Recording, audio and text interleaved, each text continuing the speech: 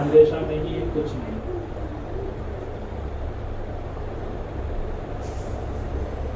حضرات صحابہ کرام جو ہے وہ بخشا ہیں، اللہ رب العزت نے ان کی بخشش کا پروانہ قرآن کریم کے اندر اتار دیا کہ میں ان سے راضی ہوں، وہ مجھ سے راضی ہے۔ اب اس کے بعد جو بات ہے وہ ہے ولیوں کی، شہداء کی، صدیقین کی۔ تو ولی ہر آدمی بن سکتا ہے، کوئی ولی بننا کچھ خاص لوگوں کا کام نہیں ہے۔ ہر عام مسلمان ولی بن سکتا ہے۔ قرآن کریم نے صاف کہا اللہ ولی الذین آمنوا، کہ ہر ایمان والا جو ہے وہ اللہ کا ولی ہے، دوست ہے۔ جب ایک ایمان والے کی قیمت یہ ہے کہ ساری دنیا اللہ کی نافرمانوں سے بھر جائے، کافر و مشرکوں سے بھر جائے، اور ایک ایمان والا باقی رہے جو صرف اللہ اللہ کہے، نہ نماز پڑھے نہ روزہ رکھے، کچھ نہ کرے، صرف کیا کہے؟ اللہ اللہ کہے، تو اللہ اس کی برکت سے بھی ساری کائنات کے نظام کو چلائیں گے، تو زمین آسمان کا نظام باقی رہے گا۔ یہ ایک ادنا سے ادنا درجے کے ایمان والے کی دنیا کے اندر قیمت ہے اللہ کے نزدیک۔ اور آخرت میں حدیث میں ہے کہ جس کے دل میں رائے کے دانے کے برابر بھی ایمان ہوگا، اللہ اس کو اس دنیا سے 10 گنا بڑی جنت عطا فرمائے گا۔ تو دنیا کتنی بڑی ہے؟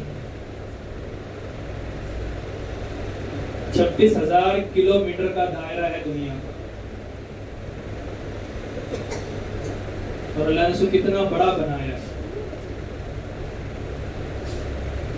تو ایسی 10 جنتیں اس کو دیں گے، یہ سب سے ادنا درجے کے ایمان والے۔ تو ولی جو ہے یہ ہر آدمی بن سکتا ہے، بس ولی بننے کے لیے انسان کو، مسلمان کو محنت کی ضرورت ہے۔ محنت کیا ہے؟ نیک اعمال، تقوی، پرہیزگاری والی زندگی۔ ہر آدمی اپنی زندگی میں ولی بن کے زندگی گزار سکتا ہے۔ یہ نہ سمجھے کہ بھائی جو ولی بن کے چلے گئے وہ چلے گئے، اب تو ہم سے کچھ نہیں ہوگا، بالکل نہیں ہے۔ ولایت کا دروازہ قیامت کی صبح تک، جب تک جو ہے سورج جو ہے وہ مغرب سے نہ نکلے، جب تک جو ہے ولایت کا اور توبہ کا دروازہ بندوں کے لیے کھلا ہوا ہے۔ اس لیے ہر آدمی اب کوشش کرے کہ میں اللہ کا ولی بن جاؤں۔ آج ہر آدمی جو ہے نا اپنے علاقے کے پولیٹیکل آدمیوں سے، مالدار آدمیوں سے اپنا ریلیشن بڑھاتا ہے، آؤ جاؤ کرتا ہے، دعا سلام کرتا ہے، چائے ناشتہ کراتا ہے، اپنی مصیبت میں کام آئے، آڑے وقت میں کام آئے۔ بھی کمپنی میں آدمی ڈی ایم سے بنا کے رکھتا ہے، جی ایم سے بنا کے رکھتا ہے، مینیجر سے بنا کے رکھتا ہے، کیوں بھائی؟ اسی دوستو ہم اپنے اللہ سے اپنی بنا کر رکھتے ہیں۔ جب بندہ جو ہے اللہ سے بنانے پر آ جاتا ہے تو پھر اللہ اس کی ہر جگہ مدد فرماتے ہیں۔ اس لیے قرآن کریم میں اللہ نے فرمایا وَمَن يَتَّقِ اللَّهَ يَجْعَل لَّهُ مَخْرَجًا وَيَرْزُقْهُ مِنْ حَيْثُ لَا يَحْتَسِبُ۔ جب بندہ مجھ سے ڈرنے لگ جاتا ہے اور ہر قدم پر میرا ڈر، میرا خوف وہ اپنے دلوں کے اندر محسوس کرتا ہے، اور میرے ڈر اور خوف کی وجہ سے وہ گناہوں کو چھوڑتا ہے، نیک اعمال کو کرنے لگتا ہے، تو پھر میں اس کو ایسی جگہ سے رزق دیتا ہوں کہ اس کے گمان میں بھی نہیں ہوتا۔ روزی اللہ کے اختیار میں، آسمانوں میں روزی، دنیا میں اللہ نے روزی نہیں رکھی ہے۔ اللہ روزی کو روزانہ اتارتے ہیں بندوں کے اعمال کے اعتبار سے۔ رزق کے دروازے اللہ نے آسمانوں میں رکھے ہیں، وہاں سے بندوں کو روزانہ روزی اترتی ہے۔ اور حدیث میں ہے کہ میری امت کی روزی جو ہے نا وہ صبح فجر کے وقت کٹتی ہے۔ اس لیے فجر میں جو ہے نا وہ مسلمانوں کو اٹھایا گیا ہے کہ بھائی مسجد آئے، اپنی صبح کا آغاز ہم فجر کی نماز سے کریں۔ لیکن غیر مسلم نہ ماننے والے بھی جو ہے نا اٹھتے ہیں نا تو اگر بتی گھماتے ہیں، گھنٹی بجاتے ہیں، نہیں کچھ کریں گے تو ہاتھ جوڑ کے کھڑے ہو جاتے ہیں، نہیں کچھ کریں گے تو راستے چلتے چلتے کوئی مندر مل جائے تو وہیں جو ہے نا ہاتھ جوڑ کے کھڑے ہو جائیں گے۔ لیکن ہم اپنی زندگی پر غور کریں کہ کتنی صبح میری ایسی ہوتی ہے کہ میں اپنے رب کے سامنے جھکتا نہیں، کتنی اپنی زندگی کی میں نے صبح ایسی کی، اس کے باوجود وہ مجھے دن میں روزی دے رہا ہے، میرے ہاتھ پیروں کو سلامت رکھ رہا ہے، مجھے 2 وقت 3 وقت کھلا رہا ہے، میرے بچے صحیح سلامت ہے، گھر بار صحیح سلامت ہے، میرا کاروبار صحیح سلامت ہے۔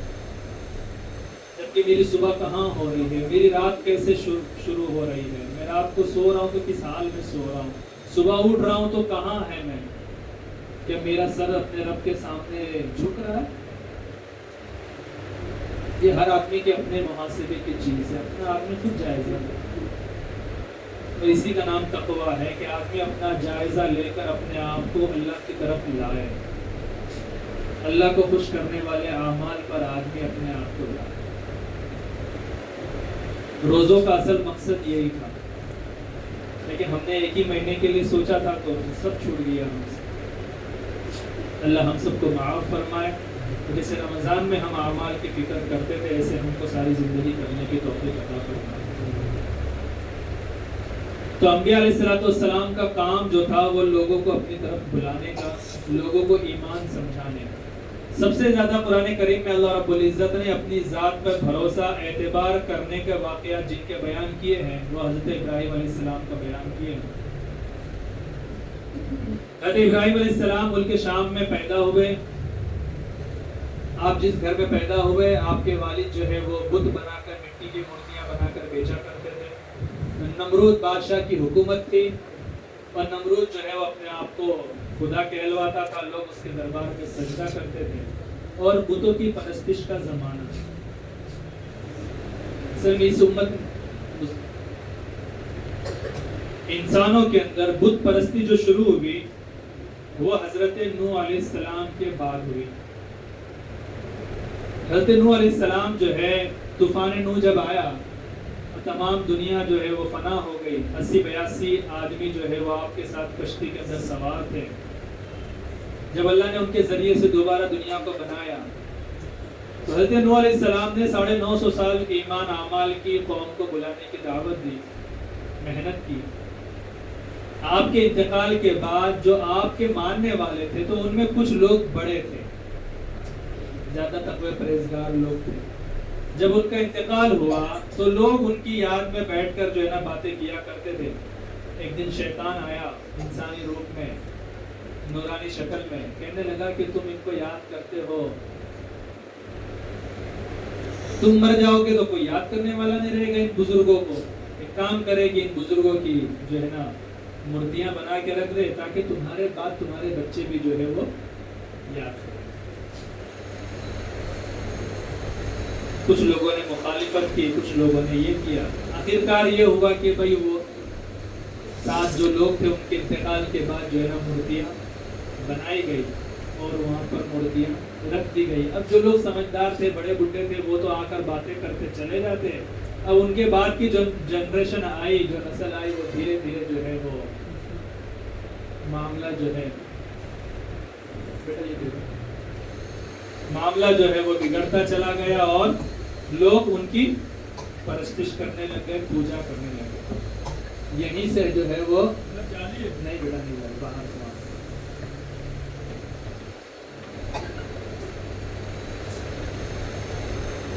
اور جو ہے دھیرے دھیرے وہ بت پرستی شروع ہو گئی۔ تو حضرت ابراہیم علیہ السلام کے زمانے میں بت پرستی کا عروج تھا۔ بہت بڑی جو ہے نا ان کی مندر تھی جس میں سینکڑوں بتیں تھے اور ایک بہت بڑا بت تھا۔ حضرت ابراہیم علیہ السلام کی اپنے والد سے بات چیت اللہ نے قرآن کریم میں نقل کی ہے کہ آپ نے فرمایا کہ آپ کس کی پرستش کرتے؟ تو انہوں نے کہا ان بتوں کی۔ تو بولے یہ تو نہ کھا سکتے ہیں، نہ پی سکتے ہیں، نہ اپنے اوپر بیٹھی ہوئی مکھی اڑا سکتے ہیں، نہ نفع دے سکتے ہیں، نہ نقصان دے سکتے ہیں، تو جو ہے آپ ان کی پرستش کیوں کرتے ہیں؟ تو ان کے والد کو یہ سن کر جو ہے برا لگا کہ یہ تو میرا بیٹا جو ہے میرے معبودوں کی برائی بیان کر رہا ہے۔ ان کو بھی پتا تھا، تو ان کے والد نے سمجھایا کہ بیٹا یہ سب باتیں نہیں کرتے ہیں، اس سے جو ہے ہمارا بادشاہ، ہمارا خدا فرعون جو ہے وہ ناراض ہو جائے گا، سزا دے گا۔ لیکن وہ تو نبی تھے۔ خیر یہ معاملہ جو ہے وہ چلتا رہا۔ ایک دن جو ہے اس شہر میں بڑا میلہ تھا، لوگ سب میلے میں چلے گئے۔ لوگوں نے ابراہیم علیہ السلام کو بھی دعوت دی، نوجوان تھے آپ بولے آپ لوگ جائیں۔ جب چلے گئے تو آپ جو ہے وہ مندر میں چلے گئے ایک کلاڑا لیا اور جو ہے جتنے چھوٹے چھوٹے مورتیاں رکھی ہوئی تھی، کسی کا ہاتھ توڑا، کسی کا کان توڑا، کسی کا پیر توڑا، کسی کا سر توڑا، سب کچھ توڑ کے سب کو ڈیمیج کر دیا. جتنے چھوٹے تھے، جو سب سے بڑا تھا اس کے گلے میں کلاڑی باندھ کے جو ہے اس کے گلے میں ڈال. اب اس قوم کا معمول تھا کہ میلے سے آتے تو مندر میں آتے، وہاں پر عبادت کرتے، پھر گھروں پر جاتے. اب جب انہوں نے دروازہ کھولا دیکھا تو سارے ڈیمیج پڑے ہیں. لوگوں کو غصہ آ گیا. اب لوگوں میں بات چیت ہونے لگی، کس نے کیا کس نے کیا.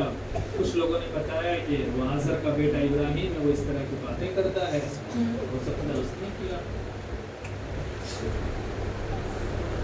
آپ کو بلایا گیا، آپ پہنچ گئے مندر، بت خانے میں پہنچ گئے. لوگوں نے کہا کہ بھائی تو نہیں کیا ہے. کہنے لگے، حضرت ابراہیم علیہ السلام فرمانے لگے کہ معبودوں سے پوچھ لو. لوگوں نے کہا یہ سن نہیں سکتے، بول نہیں سکتے. بولے جب یہ سن نہیں سکتے، بول نہیں سکتے، اپنا نفع نقصان نہیں پہچان سکتے، تو پھر کیوں ان کو خدا مانتے ہو؟ تو کہا کہ پھر اگر یہ نہیں بول سکتے، ان کے ہاتھ پر کٹے، تو جو بڑا سلامت ہے ان سے پوچھ لیں. بولے وہ بھی نہیں بول سکتا ہے. تو ابراہیم علیہ السلام نے وہاں اللہ کی توحید کی دعوت دی، لیکن لوگ جو ہے نا وہ بھڑک گئے. سپاہیوں کو بلایا گیا اور آپ کو پکڑ کر جو ہے وہ نمرود کے دربار میں پیش کیا گیا. قرآن کریم نے جو ہے ابراہیم علیہ السلام کے نمرود سے بات چیت کو بھی ذکر کیا ہے. انشاءاللہ آئندہ ہفتے جو ہے اس کو بیان کیا جائے گا. اللہ ہم سب کو جو ہے حضرت ابراہیم علیہ السلام جیسے ایمان اور جو ہے نا اللہ کے ذات عالی کا یقین نصیب فرمائے، اور ہم سب کو اپنی زندگی میں تقویٰ لانے کی فکر اور محنت کرنے کی توفیق عطا فرمائے. اذانوں کی سنتیں